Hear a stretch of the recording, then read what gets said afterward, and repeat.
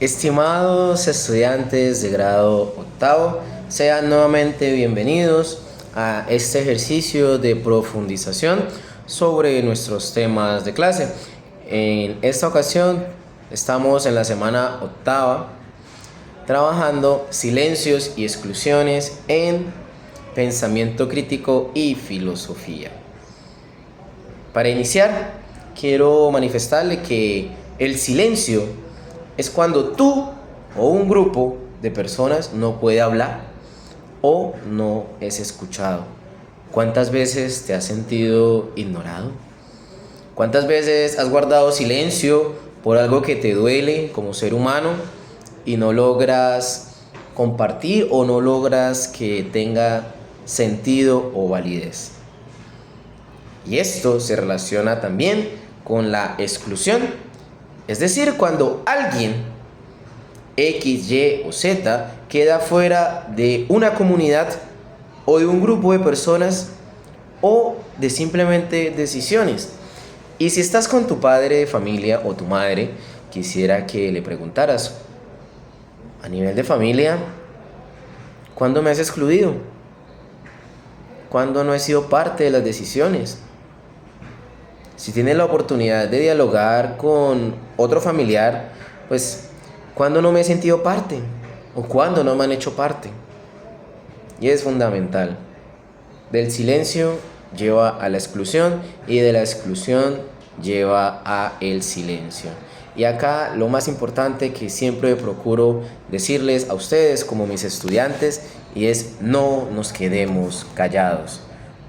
Tenemos que compartir lo que pensamos, porque a partir de allí es que nacen los traumas que tenemos como seres humanos, o nacen esas etiquetas o esos estigmas que podemos tener como individuos. Vamos a trabajar tres autores. Vamos a trabajar a Hannah Arendt, judía, siglo XX.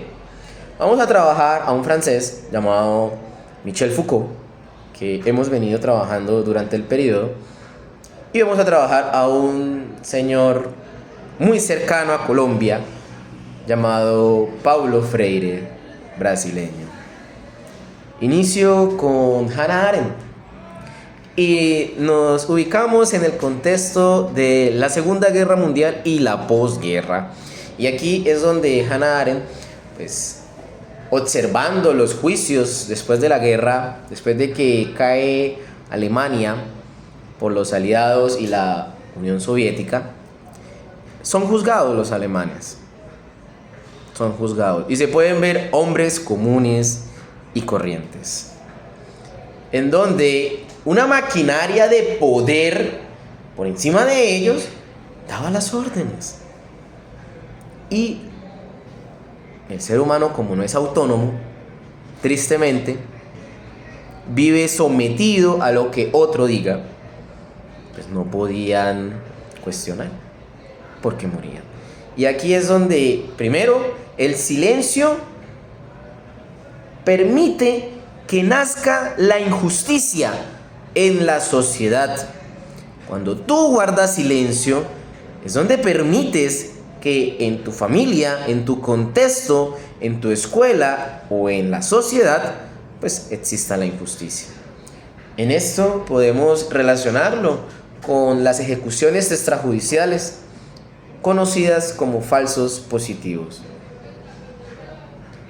del periodo del expresidente Álvaro Uribe Vélez, denominado el Gran Colombiano. ¡Wow! ¡Qué gran calificativo! Gran Colombiano. Que al final llevó a la muerte a 6.402 jóvenes. Jóvenes que tal vez tú tengas esa edad. Y es triste. Y en donde el mismo gobierno guardó silencio, en donde callaba a las familias. ¿Para qué?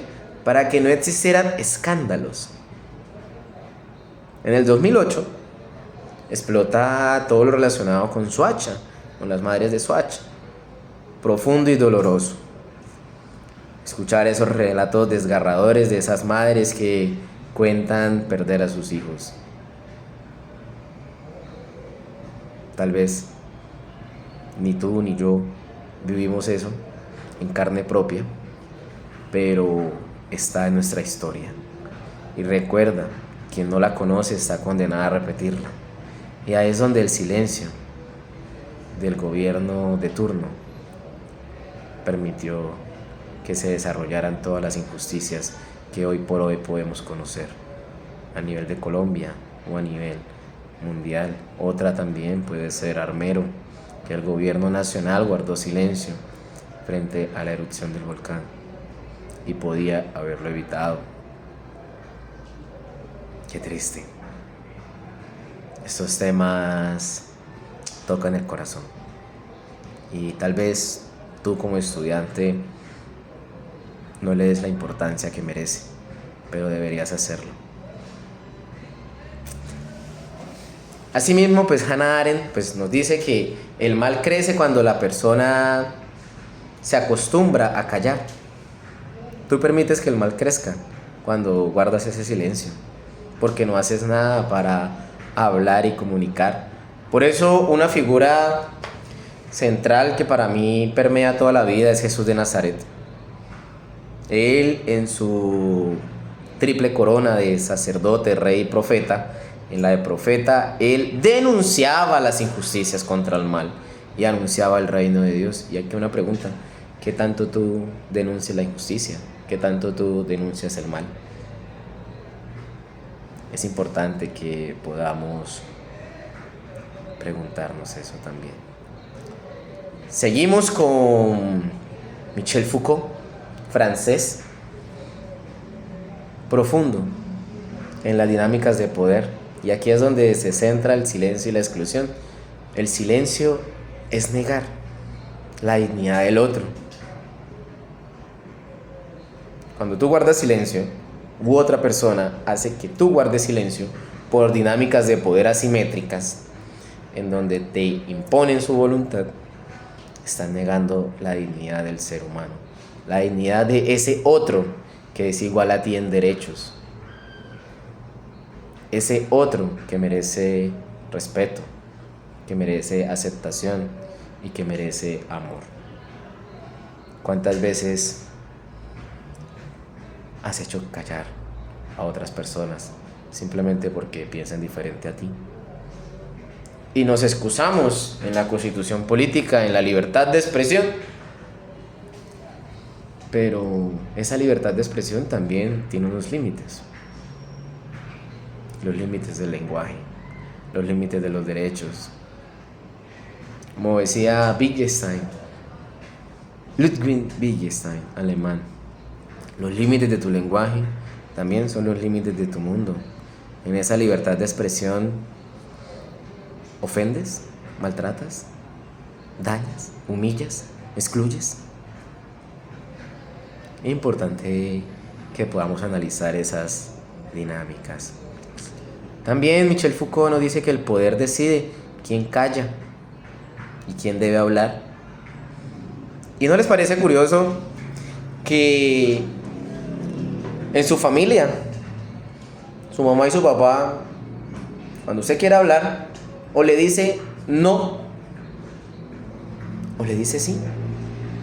Otro ejemplo es en la escuela, en donde, pues tristemente, en nuestra escuela o en la gran mayoría de colegios públicos del país, están 40, 41, 42 estudiantes por aula para un maestro.